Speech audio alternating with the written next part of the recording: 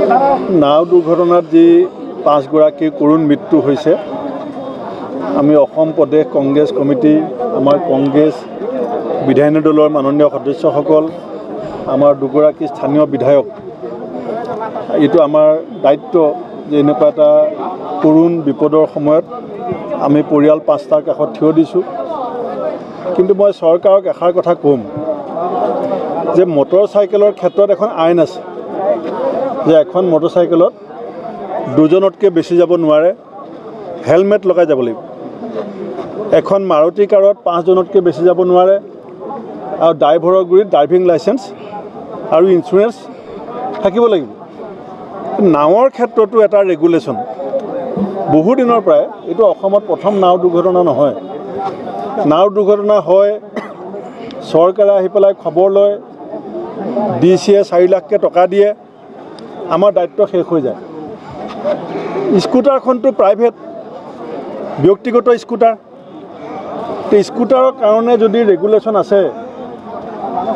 গাড়ীৰ কাৰণে যদি ড্ৰাইভিং লাইসেন্স ইঞ্চুৰেঞ্চৰ ৰেজিষ্ট্ৰেশ্যন আছে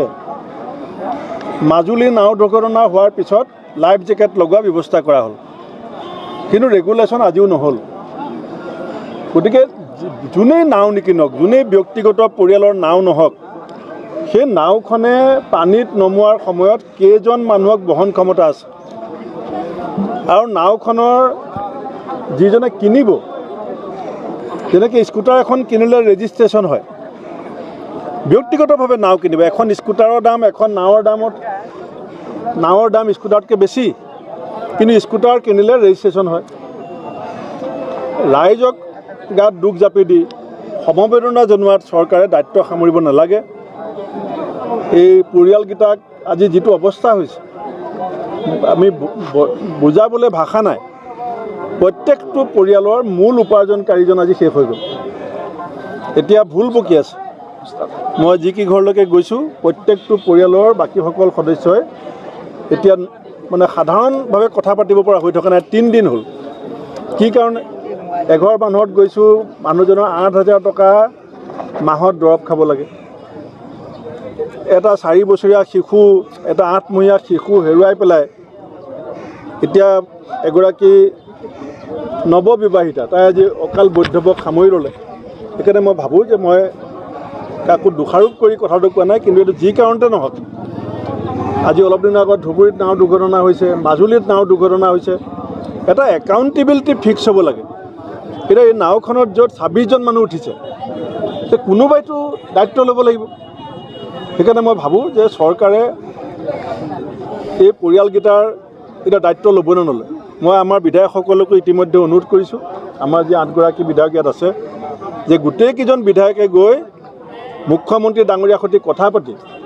কাৰণ পৰিয়ালৰ মুৰব্বী শেষ হৈ গ'ল এতিয়া অনাহাৰ অনিদ্ৰাত এই পৰিয়ালকেইটাই সময় কটাইছে যিকেইটা এক্স গেছিয়া পইচা পায় সেইকেইটা তেওঁলোকক দৰৱ খাবলৈকে নুজুৰিব গতিকে ইয়াত সংস্থাপনৰ প্ৰয়োজনীয়তা আছে আৰু সংস্থাপন ল'ব পৰা ব্যক্তি তেওঁলোকৰ পৰিয়ালবিলাকত আছে আমি য'ত পূৰ্ণাস্তি আপোনালোকে জানে যে আমি বিৰোধী দল আমাৰ বিধায়কসকলৰ সহযোগত আমি য'ত পূৰ্ণাস্তি সহায় কৰিছোঁ আৰু আমি এসপ্তাহ 10 দিনৰ পাছত আমাৰ 2গৰাকী স্থানীয় বিধায়ককে কৈছোঁ আমাৰ AK ৰচিদ আলম ডাঙৰীয়া আৰু যাদৱ স্বৰ্গীয় ডাঙৰীয়াক আমি কৈছোঁ যে তেওঁলোক দুজনে এতিয়া পৰিয়ালটো শান্ত হৈ থকা নাই অত্যন্ত মানসিক কষ্টত ভুগি আছে এসপ্তাহমানৰ পাছত 2গৰাকী বিধায়ক আকৌ কথা পাতিব কিন্তু আমি মূল জোৰ দিছোঁ যাতে এই পৰিয়ালকেইটাক সংস্থাপনটোৰ ক্ষেত্ৰত আমি চৰকাৰৰ লগত যোগাযোগ কৰি তেওঁলোকে সংস্থাপন পোৱাত আমি লাগি দিম এজন বিধায়ক অহা আৰু মুখ্যমন্ত্ৰী অহাৰ মাজত পাৰ্থক্য আছে বিধায়কজন জনপ্ৰতিনিধি জনতাৰ কণ্ঠ হ'ব পাৰে কিন্তু মুখ্যমন্ত্ৰীজনে এক্সিকিউটিভ পাৱাৰ আছে কাম কৰি দিব পাৰে গতিকে তেখেতে যেতিয়া আহি গৈছে তেখেতে যেতিয়া সব দেখি গৈছে অঞ্চলটোৰ অৱস্থা ৰাইজৰ অৱস্থা পৰিয়ালকেইটাৰ অৱস্থা গতিকে এক্সিকিউটিভ যেতিয়া নিজে ইয়ালৈ আহিছে মই আশা কৰিম যে তেখেতৰ যিটো ক্ষমতা আছে সেই ক্ষমতাটো যাতে মানৱীয়তাৰ দৃষ্টিভংগীৰে এই পৰিয়ালকেইটাৰ ভৱিষ্যতৰ স্বাৰ্থত শিশুকেইটাৰ ভৱিষ্যতৰ স্বাৰ্থত সেই ক্ষমতাটো ব্যৱহাৰ কৰক আৰু ভৱিষ্যতে যাতে নাও দুৰ্ঘটনাৰ ক্ষেত্ৰত যেনেকৈ স্কুটাৰ এক্সিডেণ্টৰ ক্ষেত্ৰত আমি কটকটীয়া আইন কৰিছোঁ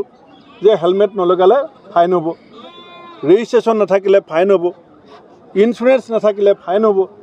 তেনেকৈ নাও ডাঙৰ সৰু যোনেই নকিনক